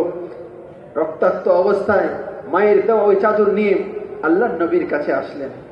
এসে বললেন, ইয়া রাসূলুল্লাহ, আমি ঈমান এনেছি বলে, আমি আপনার দ্বীনকে কবুল করেছি বলে আমার মা, আমার চাচা, আমার গোত্রের সবাই আমাকে মেরে তাড়িয়ে দিয়েছে।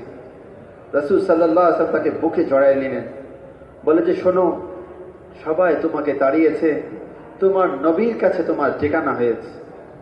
রাসূল তাকে বুকে জড়ায় নিলেন, আসহাবে সুফার মাঝে তাকে জায়গা দিলেন। ওখানে উনি থাকতে থাকলেন। এক সফরে আল্লাহ নবীর সাথে সফরে গিয়েছেন, জামাতে রওনা করেছেন। সফরে কিছু দূর যাওয়ার পরে এক জায়গায় ছাউনি টানলেন, ছাউনি দিয়ে সবাই ওখানে নামলেন। হঠাৎ করে আল্লাহ নবীর খিমাতে খবর আসলো যে আব্দুল্লাহ জুল বাজাদাইন খুব বেশি রকম কাতর, অসুস্থ মনে হচ্ছে। তো আল্লাহ নবী খবর শুনে আবু বকর, উমর রাদিয়াল্লাহু তাআলা তার পাশে বসা ছিলেন, দুইজনকে নিয়ে দ্রুত আসলেন আব্দুল্লাহ জুল বাজাদাইনের কাছে। এসেই দেখে আল্লাহ নবী বুঝতে পারলেন, এসে বললেন যে, আব্দুল্লাহ জুল বাজাদাইনের উপর মৃত্যুর মঞ্জার দেখা যাইতেছে, মনে হয় তার মৃত্যুর নিকটবর্তী সময় চলে আসছে। একটা ব্যাগের, যেই সফরের তার সামানা ছিল, ওই ব্যাগের মাথা রেখে উনি শুয়েছিলেন, ওইটাকে আল্লাহ নবী সরাইলেন, নিজের কুলের উপর মাথাটাকে উঠাই নিলেন। আল্লাহ নবী বসলেন, বসে নিজের কুলের উপর আব্দুল্লাহ জুল বাজাদাইনের মাথাটাকে উঠাইলেন। আব্দুল্লাহ জুল বাজাদাইন আল্লাহ নবীর দিকে তাকায় আছেন, তার চোখ দিয়ে পানি পড়তেছে, আর আল্লাহ নবীর দিকে তাকায় আছেন। হঠাৎ করে দেখেন যে, আল্লাহ নবী দেখেন যে তার কপাল ঘেমে গেছে, আর এরকম তার শ্বাস বন্ধ হয়ে গিয়েছে। তো রাসূল সাল্লাল্লাহু আলাইহি ওয়াসাল্লাম জোরে চিৎকার দিয়ে বললেন, ইন্না লিল্লাহি ওয়া ইন্না ইলাইহি রাজিউন। আব্দুল্লাহ জুল বাজেদান দুনিয়া ছেড়ে চলে গিয়েছে। রাসূল সাল্লাল্লাহু আলাইহি ওয়াসাল্লাম নিজের হাতে চক্ষুকে বন্ধ করতেছিলেন, আর এরকম ভাবে জবানকে বন্ধ করে বলতেছিলেন যে আজকে আব্দুল্লাহ জুল বাজেদাইন পৃথিবীতে তার মা আছে, তার আত্মীয় স্বজন আছে, ইমানের কারণে সবাইকে ছেড়ে এসে আল্লাহর রাস্তায় এসে মৃত্যুবরণ করেছে। সে বড় সাআদাত, বড় সৌভাগ্যবান। হযরত ওমর রাদিয়াল্লাহু আনহু বলতেছেন যে সাহাবীদের মধ্যে এমন সাহাবী খুব কম সংখ্যক যে সাহাবী আল্লাহর নবীর কুলে মাথা রেখে রাহমাতুল লিল আলামিনের দিকে তাকিয়ে আছেন, এই অবস্থায় নবীর কুলে তার মাথা আর নবীর দিকে তাকিয়ে আছেন, এই অবস্থায় তার রূপ বের হয়েছে। এমন সৌভাগ্যবান সাহাবী খুব কম। তো আল্লাহ নবী সাল্লাল্লাহু আলাইহি ওয়াসাল্লাম বললেন, দেখো আব্দুল্লাহ জুল বাজেদাইন ইমানের কারণে তার শরীর থেকে কাপড় খুলে নেওয়া হয়েছে, তাকে এরকম ভাবে বিবস্ত্র করা হয়েছিল, তার চাদর, তার কাফনের কাপড় হবে, রাসূল সাল্লাল্লাহু আলাইহি ওয়াসাল্লাম নিজের চাদর খুলে দিলেন, আমি মুহাম্মাদের চাদর হবে আব্দুল্লাহ জুল বাজেদাইনের কাফনের কাপড়। রাসূল নিজের চাদরকে খুলে দিলেন, ওই কাপড় দিয়ে আব্দুল্লাহ জুল বাজেদাইনকে গোসল করে যখন কাফনের কাপড় পরানো হইল, আল্লাহর নবী নিজে নামাজ পড়াইলেন, এরপরে ওইখানে দাফন হবে। এরপরে বলতেছেন যে কবরে লাশ কে রাখবে, তো বলতেছে যে লাশ তো কবরে তার আপনজন নামায়, নিজের সবচেয়ে কাছের যে সে কবরে লাশকে কবরে রাখতে হয়, কিন্তু আব্দুল্লাহ জুল বাজেদাইনের আমি ছাড়া তার আপনজন আজ কি পৃথিবীতে কেউ নেই। তো রাসূল সাল্লাল্লাহু আলাইহি ওয়াসাল্লাম নিজেই কবরে নামলেন, বললেন আব্দুল্লাহর লাশকে আমার হাতে দাও। আল্লাহর নবী নিজের হাতে লাশ দিতেছেন। ওমর রাদিয়াল্লাহু আনহু, রিওয়ায়াতের ভিতরে আসছে ওমর রাদিয়াল্লাহু তাআলা কাঁদতেছিলেন আর এই কথা বলতেছিলেন যে আব্দুল্লাহ জুল বাজেদাইনের মতন এত সৌভাগ্যবান সাহাবী নবী কবরে নেমে নিজ হাতে তার লাশকে কবরে মাটির ভিতরে রাখতেছেন। এরপরে মাটি দিয়ে আল্লাহকে বলতেছেন, আল্লাহ আমি তো আব্দুল্লাহর উপর রাজি হয়ে গিয়েছি, সে ইমানের জন্য যে কোরবানি দিয়েছে, সব কিছু ছেড়েছে, সহায় সম্পদ, মা চাচা আত্মীয় স্বজন সব কিছু ছেড়েছে। আল্লাহ আমি তার উপর রাজি, তার সাথীরাও তার উপর রাজি, আল্লাহ তুমি তার উপর রাজি হয়ে যাও। রাসূলের চোখের পানি, দিলের বেকরারি আর এই কান্নার কারণে আল্লাহ জিব্রাইল আমিনকে খবর দিয়ে পাঠাইছেন, আমার নবীকে শান্ত করো, নবীকে খুশখবরি শোনান যে আপনি যার উপর রাজি, তার সাথীরা যার উপর রাজি, আল্লাহ তাআলা তার উপর রাজি হয়ে গিয়েছেন। এই ছিল সাহাবী, এটা ছিল সাহাবী। তাদের কাছে আখিরাতের এত মূল্য ছিল, ইমানের এত কদর ছিল, ইমানের এই রকম দাম ছিল। তাদের জীবনের সাথে আমরা আমাদের জীবন মিলাই, কোথায় আমাদের জীবন, কোথায় কোন জায়গা আমরা আমাদের জীবনকে শেষ করছি, কোন জায়গা আমাদের জীবন আমরা ব্যয় করতেছি, আমাদের রাত কোন কাজে ব্যয় হয়, আমাদের দিন কোন কাজে শেষ হয়। কবরে আগাইতেছি, কালো দাড়ি সাদা হচ্ছে, কবর দিকে যাইতেছি, কিসের তৈরি হচ্ছে, কোন জিনিস বানাইতেছি, কোন ঠিকানায় আমাদের রওনা, কোথায় আমাদের গন্তব্য, কিসের জন্য আমরা তৈরি করতেছি। বড় সুন্দর বাড়ি, কিন্তু আসল বাড়ি বানাইলাম না, যেই বাড়িকে ছেড়ে যেতে হবে সেটাকে বানালাম। হায় আফসোস। এক বুজুর্গ বলতেছিলেন যে মানুষ কবরের কথা শুনে এত ভয় পায় কেন? তো উনি জবাব দিয়েছিলেন, দুনিয়া আবাদ করে আখেরাত বরবাদ করে, আবাদি দুনিয়াকে রেখে বরবাদি আখেরাতের দিকে যেতে ভয় করে। কিন্তু সাহাবায়ে কেরাম দুনিয়াকে বরবাদ করেছেন। সাহাবীদের ঘটনা দেখেন, আলী রাদিয়াল্লাহু তাআলা আনহুর ঘরে খাড়া নেই, রাসূল পাক সাল্লাল্লাহু আলাইহি ওয়াসাল্লাম সফর থেকে আসছেন, ফাতেমা রাদিয়াল্লাহু তাআলা আনহুর ঘরে যাবেন, সফর থেকে আসলেন, আগে মেয়ের ঘরে যাইতেন, আওয়াজ দিচ্ছেন ঘরে যাওয়ার জন্য, ঘর থেকে আওয়াজ আসছে, ইয়া রাসূলুল্লাহ আপনি যে আসবেন। মেয়ে বলতেছেন, ফাতেমা রাদিয়াল্লাহু তাআলা বলতেছেন, আপনি যে আসবেন, আপনার সামনে আমি নিজেকে পেশ করব, এইরকম কাপড় আমার কাছে নেই, কাপড়গুলো ধুয়ে দিয়েছি, যে কাপড় ছিল ধুয়ে দিয়েছি, এমন কাপড় পরেছি যে কাপড় পরে একজন সন্তান তার বাবার সামনে, একটা মেয়ে তার বাবার সামনে আসতে পারে না। রাসূল সাল্লাল্লাহু আলাইহি ওয়াসাল্লাম কথা শুনে তার পাগড়িকে দিলেন, এই পাগড়ি ঝরাইলেন, ভিতরে আসলেন, আয়েশা দেখলেন চেহারাটা বড় ফেকেশে, বললেন মা তোমার কি হয়েছে? আল্লাহর নবী বললেন যে ঘরের অভাব অনাহার চলতেছে। বলে আমার নাতিরা কোথায়, আমার কলিজার টুকরাগুলো কোথায়? বলে তারাও বড় ক্ষুধার্ত, তাদেরকে ঘুম পাড়িয়ে রেখেছি। আলী কোথায়? আলী কাজের জন্য গিয়েছেন। রাসূল পাক সাল্লাল্লাহু আলাইহি সাল্লাম গেলেন, যা দেখেন যে কূপ থেকে পানি উঠাইতেছেন 2টা করে খেজুরের বিনিময়। বলে যে কতটুকু হয়েছে? বলে এতটুকু হয়েছে। বলে এটুকু নিয়ে চলো। আল্লাহ নবী সাল্লাল্লাহু আলাইহি সাল্লাম রাহমাতুল লিল আলামিন ছিলেন। ঘরে এসে বললেন যে দেখো মা, তোমার ঘরে এই ফাঁকা, তোমার ঘরের এই অভাবী, তোমার ঘরের এই ক্ষুধা,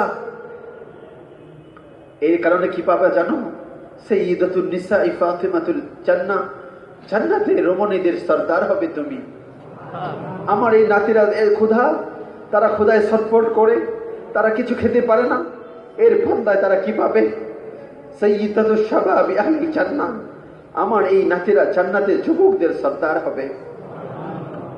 কি আলী রাদিয়াল্লাহু তাআলা আনহুর গায়ে এত শক্তি ছিল। 12 জন পুরুষ যেই যুদ্ধের যে ঢালকে উঠাইতেন, দরজাকে, খাইবারের দরজাকে উঠাইতেন, একাই হযরত আলী রাদিয়াল্লাহু তাআলা আনহু উঠাই ফেলতেন। তার গায়ে এত শক্তি ছিল। কেন ওনার ঘরে এত ফাঁকা, ওনার গায়ে এত শক্তি? উনি দুনিয়াকে বানাইতে পারতেন, দুনিয়ার প্রাচুর্য দ্বারা তার ঘরকে ভরে দিতে পারতেন। কেন করেননি? দিনের তাকাজা পুরা করার জন্যে, এলায়ে কালিমাতুল্লাহ, আল্লাহর দ্বীনকে উঁচু করার জন্যে, দুনিয়ার সমস্ত কাঁচা পাকা ঘরগুলোতে দিন পৌঁছে যাক, এই তাকাজা পুরা করতে করতে ঘরের ভিতর ফাঁকা থাকতো, ঘরের ভিতর অভাব থাকতো, কাপড় ছিল না, খাবার ছিল না, ফিকির ছিল একটাই, দুনিয়া হয় হোক যেভাবে, কিন্তু আখিরাত যেন হয়ে যায়। তো তাদের আখিরাতকে আল্লাহ বানায় দিয়েছেন। ওই ফাতেমা, যার ঘরে এমন রাদিয়াল্লাহু তাআলা আনহু, যার ঘরে এমন খাবার ছিল না, সে জান্নাতি নারীদের সরদার হবে। ওই হাসান হুসান ক্ষুধার কারণে বিছনায় গড়াগড়ি দিত, কিন্তু আল্লাহ তাআলা তাদের দিনের তাকাজাকে পোড়া করেছেন। আল্লাহ তাআলা তাদেরকে জান্নাতের সরদার বানায়। মেরে মাহতারাম দোস্ত, এটা ছিল সাহাবাদের, তাদের দিলের ভিতরে এরকম আখিরাত ছিল। আমাদের দিলের ভিতর কি?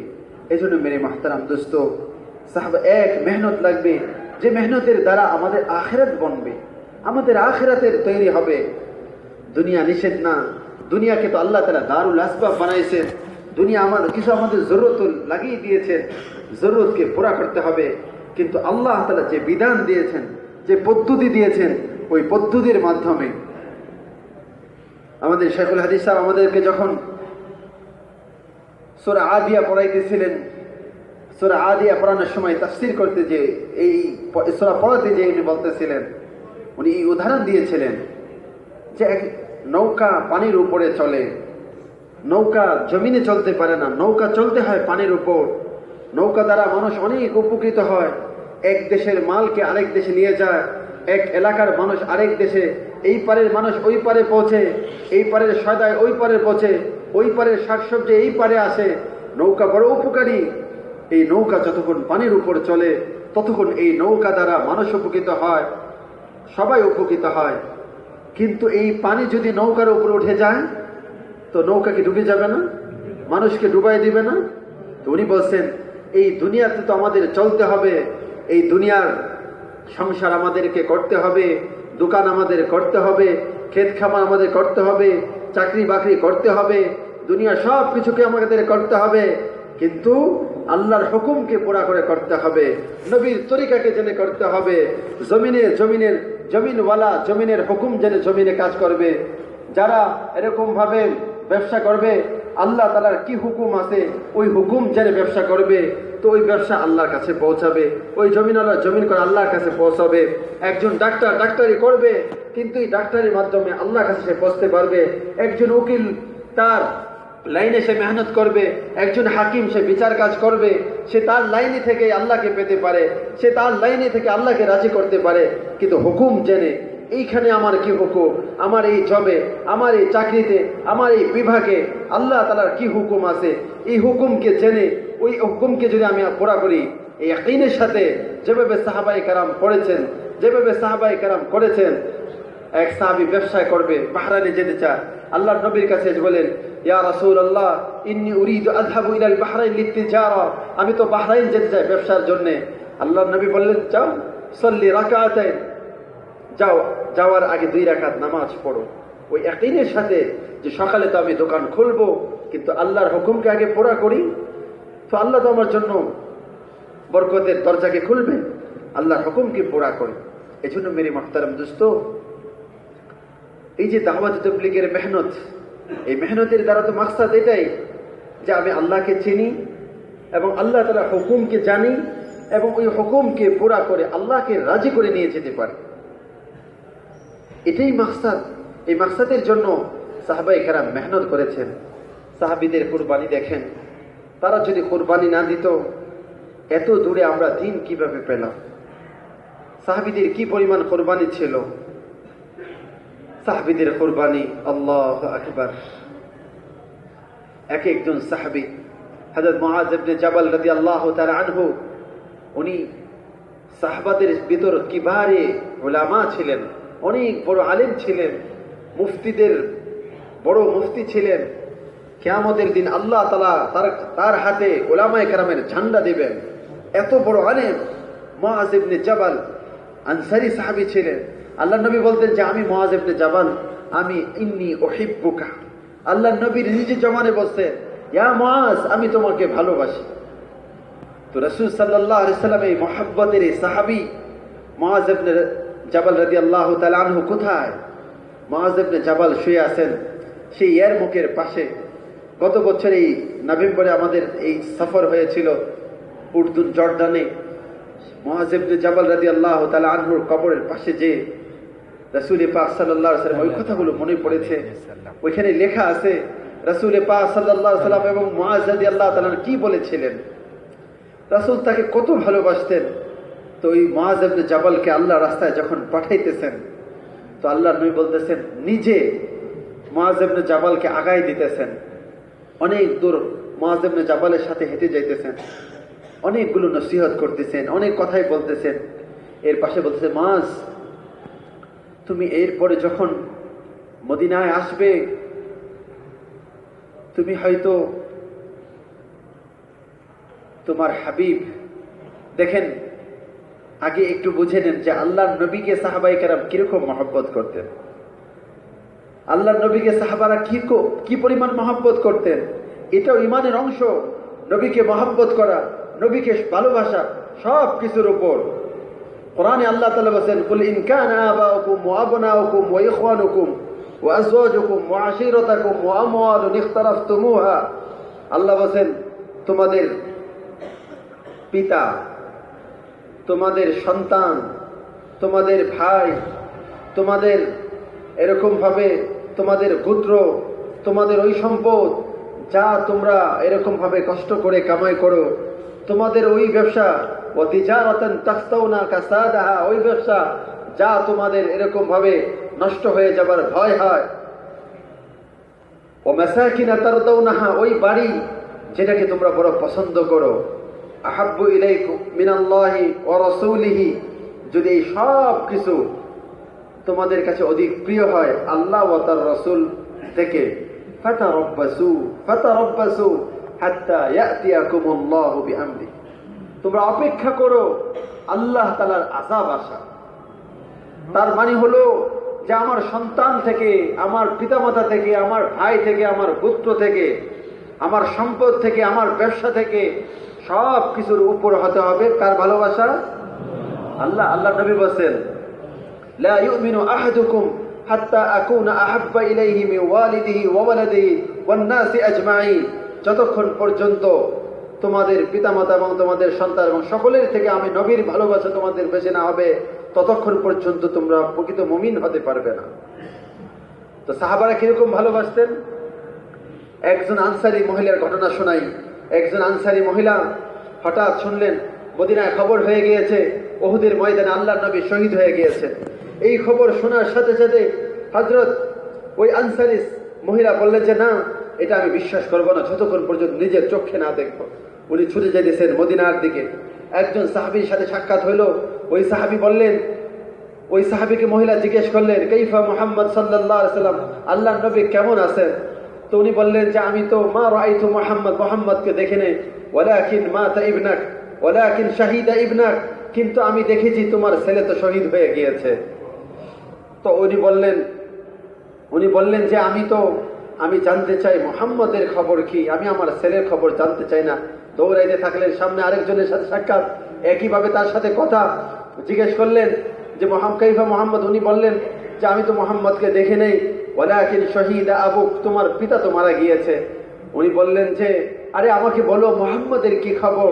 এরপর সামনে আগাতে থাকলেন, আরেকজন সাহাবীর সাথে দেখা না, আবার জিজ্ঞেস করলেন কাইফা মুহাম্মাদুর রাসূলুল্লাহ, ওই সাহাবী একই কথা বললেন, মা রাআইতু মুহাম্মদ ওয়ালাকিন শাহিদা যাওজাক, তোমার স্বামী শহীদ হয়ে গেছে এটা দেখেছি, কিন্তু আল্লাহর নবীকে দেখি নাই। উনি বললেন আমার স্বামীর কথা জানতে চাই না, আমি জানতে চাই আমার মুহাম্মদের কি খবর। আবার আগাইলেন, আগানোর পরে এরকম ভাবে আরেকজন সাহাবীর সাথে সাক্ষাৎ, তাকে জিজ্ঞেস করলেন, সেও বলল যে আল্লাহর নবীকে তো আমি দেখি নাই, কিন্তু ওয়ালাকিন শাহিদা আখাক, তোমার এরকম ভাবে তোমার ভাই শহীদ হয়ে গিয়েছে, তোমার ভাইকে শহীদ হইতে দেখেছি। পঞ্চম জনের কাছে জিজ্ঞেস করলেন, সে বললেন যে ওই পাহাড়ের মাঝে আল্লাহর নবী আছে, যাও।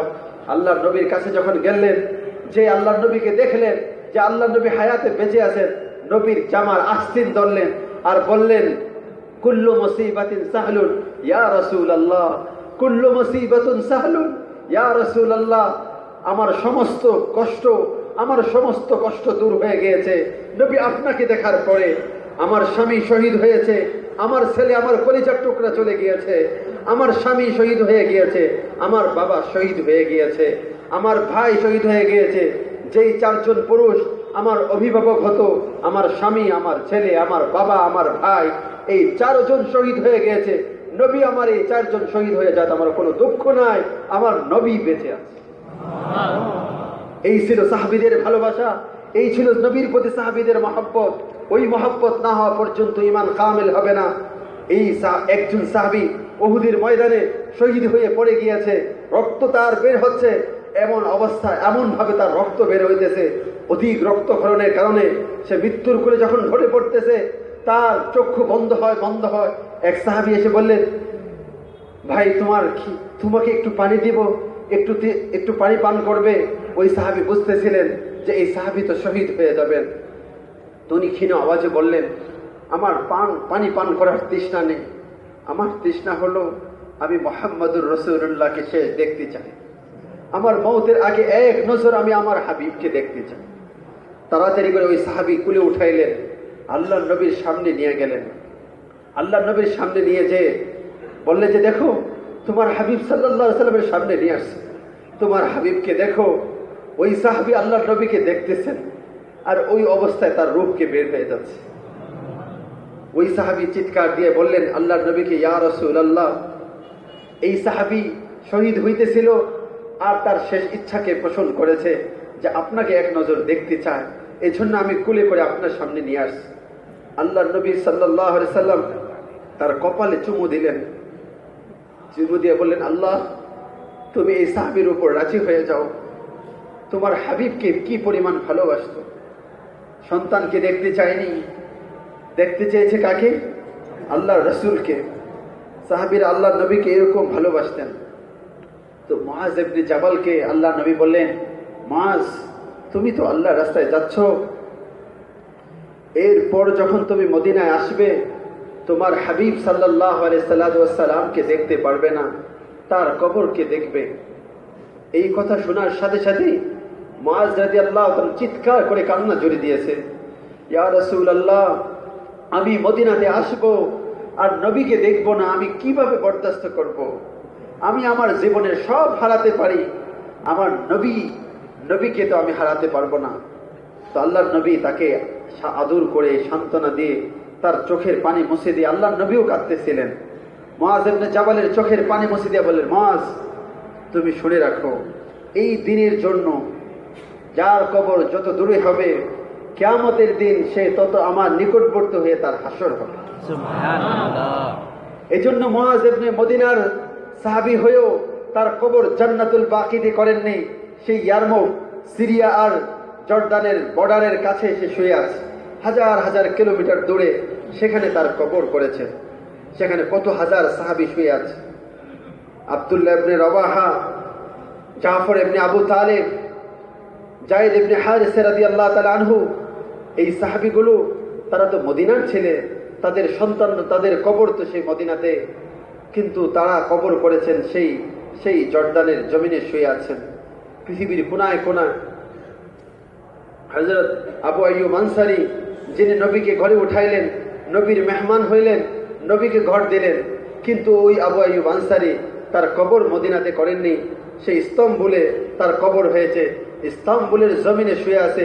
কিয়ামতের দিন আবু আইয়ুব আনসারী ইস্তাম্বুল থেকে উঠবে আর আল্লাহর কাছে এই কথাই বলবে যে, আল্লাহ, তোমার নবীকে আমার ঘর ছেড়ে দিয়েছিলাম, ওই মদিনা, ওই মুহাজিরদের জন্য তো আমি ঘরকে, দিনের জন্য ঘরকে ছেড়ে দিয়েছিলাম, আর আমি আমার কবর মদিনাতে করি নাই, তোমার দিনের রাস্তায় আসতেছিলাম, আস্তে আস্তে এরকম ভাবে রাস্তায় মৃত্যু হয়ে গিয়েছে, এরপরেও আমার লাশ চলেছে, আর এইভাবে আমি পৌঁছেছি, ওইভাবেই যে আমার কবর হয়েছে।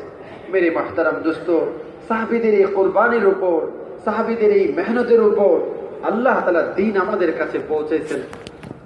এখন আমাদের এই দ্বীনের জিম্মাদার আমরা।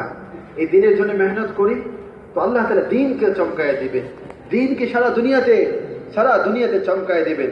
সাহাবায়ে কেরাম অল্প সংখ্যক, হযরত মাওলানা ইউসুফ সাহেব এই কথাটা বারবার বলতেন যে, ভাই, দ্বীনের জন্য যদি কুরবানি করনে বলা হয়, অল্প সংখ্যক মানুষ কুরবানি করনে বলা হয়, চতুর্দিকে দ্বীনের দুশমনও থাকে, তবু আল্লাহ তাআলা দ্বীনকে চমকায় দিবেন। যেমন হযরত সাহাবায়ে কেরাম, কিছু সংখ্যক মানুষ দ্বীনের জন্য কুরবানি করনে বলা তৈরি হয়ে গিয়েছে, কুরবানি করতেছিলেন, তো আল্লাহ তাআলা মাশরিক ও মাগরিব, পৃথিবীর সুপার পাওয়ার গুলোকে ভেঙে কাইসার ও কিসারকে কিভাবে খতম করলেন, পৃথিবীর সমস্ত পরাশক্তিকে খতম করে সারা দুনিয়াকে মুসলমানের অধীন করে দিলেন। কারণ এটা আল্লাহর ওয়াদা, এটা আল্লাহ কোরআনে প্রতিশ্রুতি দিয়েছেন। আল্লাহ ইমানদারদের সাথে অনেকগুলো প্রতিশ্রুতি দিয়েছেন। আল্লাহ তাআলা এই কথা বলেছেন, ওয়ালাউ আন্না আহলাল কুরা আমানু ওয়াত্তাকাউ লাফাতাহনা আলাইহিম বারাকাতিম মিনাস সামাই ওয়াল আরদ।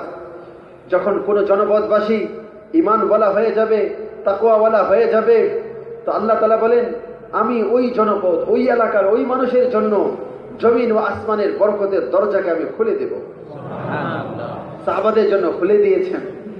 সাহাবায়ে কেরাম যারা খানার কারণে, ক্ষুধার কারণে জামাতের নামাজের কাতার থেকে, নামাজ চলতেছে জামাতের কাতার থেকে, এমন ক্ষুধা সাহাবীদের পেটে, জামাতের কাতার থেকে ধাপস করে পড়ে যেতেছে এক একজন সাহাবী, এমন কষ্ট যে সাহাবীদের ছিল, ওই মদিনার ওই মসজিদে নববীর সামনে সারা দুনিয়ার রুম পারস্যের হীরা মণি মুক্তার জওহর গুলো, সমস্ত সম্পদের এরকম পড়েছিল। আল্লাহ তাআলা দিয়েছে, জমিন ও আসমানের বরকতের দরজা তাদের জন্য খুলে দিয়েছে। এরপর আল্লাহ তাআলার প্রতিশ্রুতি হলো, ওয়া'দাল্লাহু আল্লাযীনা আমানু ওয়া আমিলুস সালিহাত লা ইস্তাখলিফান্নাহুম ফিল আরদ কামা ইস্তাখলাফাল্লাযীনা মিন ক্বাবলিকুম। আল্লাহ বলেন যে আমি ওই সমস্ত মানুষের সাথে এই প্রতিশ্রুতি ওয়াদা দিচ্ছি যে তারা যদি ইমানদার হয়, নেক আমল করনেওয়ালা হয়, তো এই জমিনের বাদশাহী আমি তাদেরকে দিব, যেমন পূর্ববর্তীদেরকে আমি দিয়েছি। সাহাবারা সাধারণ সাহাবী। হযরত ওমর রাদিয়াল্লাহু তাআলার কথাই ধরেন। ওমর রাদিয়াল্লাহু তাআলা এক কাফেলা নিয়ে উঠতেছিলেন, এক সফরে যাইতেছিলেন। হঠাৎ মক্কা দিয়ে অতিক্রম করার সময় মক্কাতে এসে হঠাৎ করে থেমে গেলেন, কাঁদতেছে। সবাই জিজ্ঞেস করলেন, কাঁদলেন কেন? উনি বললেন যে, আমি কান্না করি এই জন্য, এই পাহাড়ের পাদদেশে আমি ওমর বকরি চড়াতাম, বেড়া চড়াতাম, দুম্বা চড়াতাম, উট চড়াতাম। আমি ওমর তো এই পাহাড়ের পাদদেশের একজন রাখাল ছিলাম, রাখাল। এই রাখালি জীবন থেকে এই কালিমা যখন কবুল করেছি, ওই রাখালি জীবন থেকে আজকে তোমরা আমিরুল মুমিনিন বলো আমাকে, এত বড় সাম্রাজ্যের মালিক আল্লাহ আমাকে বানাইছে। ওই রাখালি জীবন থেকে আল্লাহ তাআলা বাদশা যে বানাইছেন, একমাত্র এই দ্বীনের কারণে। আ'আজ্জানাল্লাহু লিল ইসলাম, এই ইসলাম আমাকে সম্মানের সিংহাসনে বসিয়েছে। এজন্য মেরে মাহতারাম দোস্ত, সাহাবায়ে কেরামের কুরবানির কারণে, হযরত মাওলানা ইউসুফ সাহেবের কথা যে কথা বলতেছিলাম, যে কিছু মানুষ কুরবানি করবে, তাদের কুরবানিকে উসিলা করে সারা দুনিয়াতে দ্বীনকে আল্লাহ চমকায় দিবেন। আর দ্বীনের জন্য যদি কুরবানি না হয়, তো দুনিয়াতে বাদশাহী থাকবে, মুসলমানদের ক্ষমতা থাকবে, মুসলমানদের সংখ্যা বেশি থাকবে, তো আল্লাহ তাআলা আস্তে আস্তে দিনকে মিটাই দেবে। যেমন স্পেনের ইতিহাস দেখেন, মুসলমানদের কালেমা খচিত পতাকা ছিল, আবু আবদুল্লাহ সেই স্পেনের এতশো বছর মুসলমানদের রাজ সিংহাসন, মুসলমানদের বাদশাহী ছিল, কিন্তু কুরবানিওয়ালা কমে গিয়েছিল, তো শত্রুদেরকে আল্লাহ গালেব করে দিয়েছে। এই জন্য ওয়ালা তাহিনু ওয়ালা তাহজানু ওয়া আনতুমুল আ'লাউনা ইন কুনতুম মুমিনিন, আল্লাহ কোরআনে বলছেন যে তোমরাই বিজয়ী হবে, তোমাদেরকে কেউ পরাস্ত করতে পারবে না, তোমাদেরকে কেউ ক্ষতি করতে পারবে না, তোমরা বিজয়ী হবে, কিন্তু শর্ত হলো তোমরা যদি মুমিন হও। এই জন্য মেরে মাহতারাম দোস্ত, এই ইমানের এই মেহনত দিয়ে সারা দুনিয়াতে ছড়ানোর জন্য সবার নিয়ত আছে তো? সাহাবারা যে কোরবানির সাথে এই দিনকে সারা দুনিয়াতে পৌঁছাইছেন, তাদের জমানায় না ছিল বিমান, না ছিল গাড়ি, না ছিল কিছুই ছিল না। এক একজন সাহাবী কি পরিমাণ কোরবানি দিয়েছেন, জাতুর রেকাব কিভাবে হলো, সাহাবীরা আহত হয়ে গেলেন, চলার মতন ক্ষমতা নেই, তো আল্লাহ হুকুম হইলেন এই আহত অবস্থায় যেতে হবে, যারা আহত হয়েছে তাদেরকে যেতে হবে। পায়ে পট্টি বাঁধলেন, জুতা নেই, পাথরের আঘাতে আঘাতে পা ক্ষত বিক্ষত হতে থাকলো। আরবের জমিনা যারা হাজী সাহেব হেঁটে দেখেছেন কি অবস্থা, গরমে পা রাখা যায় না, এপ্রুজ পাথরের এরকম জমিনে হাঁটা কত কষ্ট। তো সাহাবীদের জুতো নাই, হাঁটতে হাঁটতে পা রক্ত বের হয়ে গেলেন, পট্টি বাঁধলেন, এরপরেও চলতেছিলেন আল্লাহর রাস্তায়। তো আল্লাহ তাআলা তাদের এই কোরবানিকে দিনের সূর্যকে সারা দুনিয়াতে ছড়ায় দিলেন, দিন সারা দুনিয়াতে চমকে গেল।